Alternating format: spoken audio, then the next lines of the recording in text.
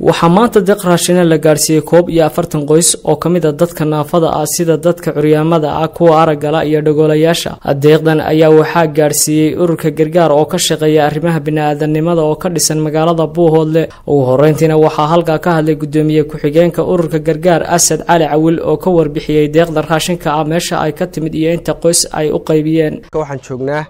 markaska agoonta ururka gargaar uu ku qaybinayo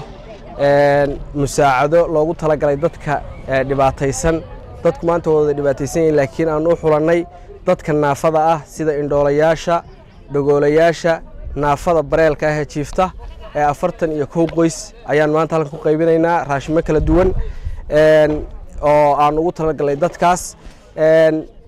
waxaanu raashinkaas iyo alaabta aan qaybinayno ka keenay oo urur ka keenay dadyow kala duwan oo gacmahooda ugu talagalay inay ku caawiyaan walaalahooda dhibaataysan ururku siyaabo fara badan buu wax u qabtay tan waa wax qabadkii ururka 40ka iyo 1 qoys baahidu way fara badan tahay aad aragtaan raashinkooda idin muuqdo ayaan maanta halku qaybinaynaa. Dadkani waxa weeye dad abaar xun baa haysa macaluul baa haysa waxaan idinka codsanaynaa in aad si degdeg ah aad u soo caawisaan oo idinkana miisaankiina xasanaadka aakhiro si Ilaahay idinku daro.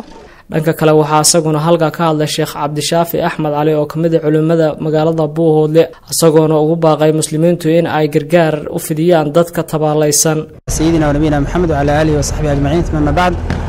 maanta aan joogno 5tii bishii Abriil 2017 waxaan ka mahad celinaynaa ururka gargaar sida fiican oo u shaqeynayo iyo waxqabadka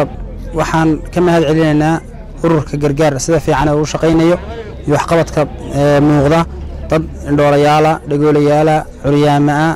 waayeel xanuunsanaya dadka aad u jilicsan ba maanta wax loo qaybinayaa waxaan waa urur si fiican u dadaala wixii loo dhiibana amaanadeeda guta dadka muslimiinta ah ee doonaya wuxuu inay gacan nadiif ah ku dhacaan oo sidii la rabay u baxaana waxaan ugu baaqaynaa in ururka gargaar ku soo hagaajiyaan si uu meeshii u baahnayd ee baahida rasmiga ah ay u gaarsiiyo. Jazaakumullahu khayr. Assalaamu alaykum warahmatullahi wabarakatuh. sidoo kale waxaa iyaguna halka ka hadlay dadkii maanta la soo gaarsiiyay deeqda raashinka ah. Allah nooga dhigo dad wanaagsan baa tihiin oo sharaf leh haddii aad ama abaaraha ama waqtiga aynu joogno wax ka soo bixiseen jaasadeeda Ilaahay ha idin mariyo dad yahow